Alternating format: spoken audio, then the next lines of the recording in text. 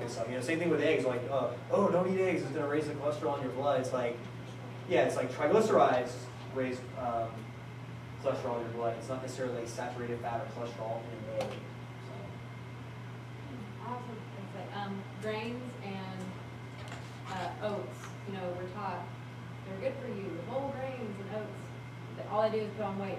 Right? Yeah, I mean, well, they feed the animals grains to beef them up. That's exactly what I say. I know I said that a few months ago too. It's like, why do ranchers send their cattle to feedlots and feed them grains 60 days before slaughter? Because it bulks them up. So if you want to get bulky, eat the whole grains. Like I said, we were talking earlier too. They're very calorie dense. You know, think about it. How much like whatever it is, flour, like how many carbohydrates are in that little cup, or even like you know, like the trending thing, quinoa. Well, quinoa is a seed-like grain. It's still a grain. You guys should be staying away from it. But like a little tiny serving of quinoa's got a ton of carbohydrates in there. And we only need so many per day. So yeah, definitely say, you know, the whole thing with, you know, wheat. You know, obviously does everybody know what gluten is? Gluten is a protein that, you know, can be naturally occurring like in wheat, millet, barley, different types of grains, right? But like I said, gluten itself can be inflammatory to the body. Some people become deathly ill when they consume gluten, celiac disease, and other people have different levels of intolerance.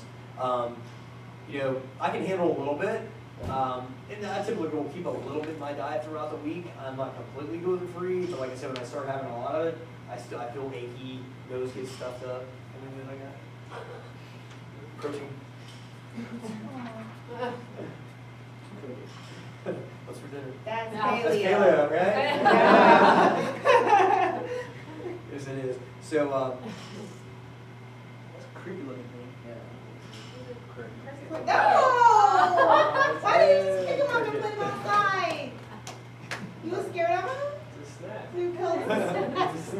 It Did he grill it? was kind of an ugly looking cricket though. It didn't look like a friendly cricket. So. It'll be alright. It'll be alright. So, any other questions?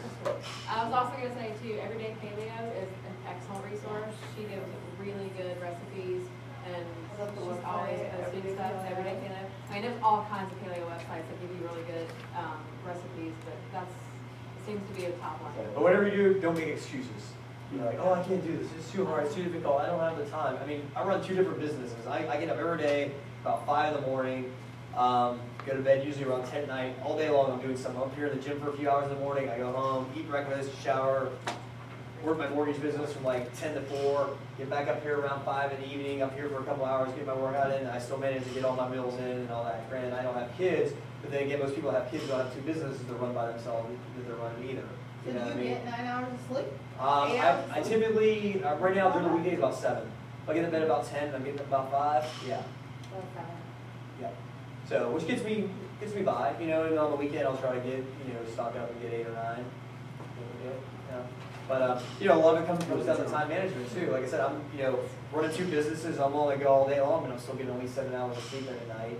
Still getting all my meals in, still eating good stuff, you know, and really, not every meal needs to be a 5-star dinner, you know. I mean, keep it simple. I mean, remember, food's fuel for your body. Obviously, you got to like what you eat, but it doesn't have to be some like elaborate dish like every time you cook dinner. Like I'm pretty simple.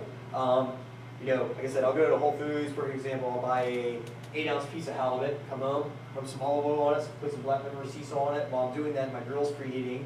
I throw that on there while I'm cooking it. 5 minutes per side. I'm throwing some, you know, my spinach salad or whatever in a bowl. You know, electronic diet scales, like I forgot to mention, a really good thing to have. Because I try to weigh my greens out and everything to make sure I'm getting, not really worried about having too little or having too much to make sure I'm getting enough. So I've got a giant salad bowl. I'll throw, actually my favorite thing at Whole Foods, they got a 50-50 mix of spinach and field greens, and it's all organic. I'll throw that 3 ounces of that in there, slice my avocado up, put that in there, put 2 tablespoons of salad dressing, beating my salad while my fish is cooking its first 5 minutes on that side, go out, flip it over. While it's finishing, I'll come in and, you know, heat whatever. You know, Whole Foods has some great prepared veggies. Or yeah, probably like every day you go over there, you have a new store that just opened up here. There's at least probably 5 to 6 different paleo-friendly vegetables in their prepared food section, from, you know, butternut squash salad to, you know, sweet potatoes to beets to, you know, roasted mixed vegetables to root vegetables, which has like, you know, turnips and carrots and Brussels sprouts in there. So I'll go buy like a piece of fish, half pound of prepared veggies, come home, I make my salad, cook my fish, and I'm done and cleaned up within 30 minutes. You know, if I would have went somewhere for lunch, would have took an hour. Cost ends up being about the same. You know, I don't have to tip myself. You know what I mean? So, and then, like, even if you, like, say you go to Chick-fil-A, you're gonna probably drop $6 or $7. Where if you really want to get cost efficient, like I said, go buy one of those smoked chickens at Whole Foods for $8. Ladies, you all should get about 4 days worth of meat off there if you're doing about 4 to 5 ounces per meal. Guys, you probably get about 3 days worth of meat off there for a very inexpensive amount. You know. I was just going to ask, is there like minimum or maximum ounces for meat and vegetables? Yeah, I mean, typically for you know, the vegetables, they're all pretty low calorie dense unless you're eating sweet potatoes. So I would just eat on the vegetables whatever you want. It's just going to be hard to overeat a plate of broccoli or, you know, a plate of cauliflower or something like that. If they're calorie dense, they're bulky, but they're calorie dense. Or with meat, for a woman, I would say here, at a very minimum, 4 ounces, and I would really say 5 to 6 ounces of meat per serving would be good. And guys, guidelines 6 to 8 ounces. I know in the past we had Rich with RSV Catering. They were doing the pre-made paleo meals, and they had kind of like a one-size-fits-all. It was like lunch X amount of dollars, dinner X amount of dollars, and it was the same size meal for men and women. I'm like, dude, that's not going to work because our girls have a different micronutrient or macronutrient requirement than guys do here. Each guy in here should be consuming at least 35 to 40 grams of protein per meal. Each woman should probably be in the 25 to 30 grams of protein per meal range. Obviously, you know, carbohydrates and fat adjusted off of that. So I kind of gave them some guidelines on, like, I want like meals differentiated between male meals and female meals, and obviously a man's meal is going to be more expensive because protein is the most expensive thing within the meal itself, right? So obviously the bigger the piece of fish or the more beef that's in there, it's going to cause the cost of that meal to go up. So he's actually got some new revised meals. I haven't taken a look at it yet, but it's actually adjusted pricing and sizing for men and women. I know for the women it's actually very reasonable too. For guys, some guys it might be too expensive. For me, it would be fine. Basically, what I'm already paying to go to Whole Foods and buy an 8-ounce piece of fish myself and the prepared veggies. You know, but for women, I think it could actually be a really good option for you. Probably around $8 per meal to have, you know, locally grown produce, free-range meat, free-range chicken, all that. I mean, yeah, I saw something on his Facebook page, and he had mentioned he had done a living social deal or something. So I'm like, if you ever see it for anybody, please put the word out, because it was like $100 worth of food for $50. Oh, really? Yeah, and I mean, it was a while back, but I'm thinking that would be a good way to get people to try it. Yeah, yeah. It definitely tastes good. We've had some samples before. It's definitely really good tasting stuff. It seemed very reasonable. Yeah, and now, like I said, with him having the meals catered to women's sizes, I think for the ladies, it's actually very reasonably priced too. It's called RSV Catering. Richard Bradford, RSV Catering. If you're on our Facebook friends list, I know he's on there. And then I can just email me to you. I can send you his contact info. So, but yeah, definitely all very good tasting stuff. So, like I said, I'm not that elaborate. Give me a piece of meat with some seasonings on it, some olive oil, grill it. I'm good to go. I don't need, you know, any fancy sauces or mushrooms or any of that. You know. So is pork bad for you now? My thing with pork is very paleo. So some people don't like to eat pork for religious reasons. Like myself, like I eat it occasionally, but I notice if I eat it frequently, I don't feel all that great from it. But if I have it like once a week or whatever, I mean, I love how it tastes. I think it's great, but I wouldn't eat it daily though. I wouldn't eat it daily though either. And then, you know, try to vary your foods around. Like I try not, you know, talking about inflammation. I try not to eat red meat more than 3 days a week. And like lately, my hip flexors have been super tight and staying sore. It's kind of like taking this rest week off too. But I'm eliminating my red meat right now.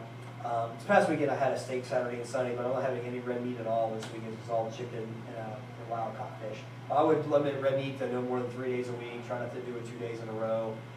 Definitely eat a lot of fish, free-range chicken, all that stuff. Lots of good meat sources. How do you handle, like, when you go to visit your parents and they're not paleo at all? I mean, how do you handle that? When you're traveling and... Yeah, well, like I said, you gotta live a little, you know what I mean? And like if you're in the middle of a paleo challenge, you're probably not ought to do it, right? But like Thanksgiving, like when I go home, when I go home to Florida for Thanksgiving, I'll be there from Thursday morning probably until Sunday, and I'll eat whatever's down there, but then I'll come back and... Well, like this weekend, I'm going home and my mom was like, I fried bacon, I made biscuits, I mean, there's not a single thing. And she's not on board with it. And so I mean, I just don't know how to Yeah, I mean, it's personal. Like I said, you know, if you're doing paleo challenge and you're really want to maximize your fat loss potential, I would personally say limit it to one bad meal while you're down there, and then try to do your own thing. Be like, hey, I've got this goal, I'm trying to get here, so I can't eat this. You know, I'll have one dinner with you guys, eat whatever you want. I mean, my parents are the same way. When I go home, like, just want to feed me. It's great, they want to feed me, right? But I always end up overeating. When I go home, I know I'm not going to stick to my diet at all. I mean, I'll eat. I would say I probably end up eating 2 to 3 of my paleo-friendly meals per day, but I'm going to at least, you know, at breakfast I can pretty much keep it paleo. Lunch I'll usually do on my own, but you know, I'm going to eat, you know, my mom's Italian, she make Italian manicottis or whatever, I'll eat it. And I get over it, you know, or we might go out to eat Sonny's barbecue or something like that, but I'm eating garlic toast and baked beans and, you know, and then I'll eat it whenever and then get back on track. I won't feel good on my workout on Monday, and it takes a couple days to work it out, and then I'll get back to normal. But like I said, if you're trying to get from point A to point, if you're at 25% body fat and you're trying to get down to 20, obviously the more cheat meals you throw in during the week, the slower it's going to take to get to your overall objective. You know, and then like I said, once you get there, you can be a little bit more relaxed with it too. Like I said, I can go out and have 2 cheat meals a week and not even worry about it.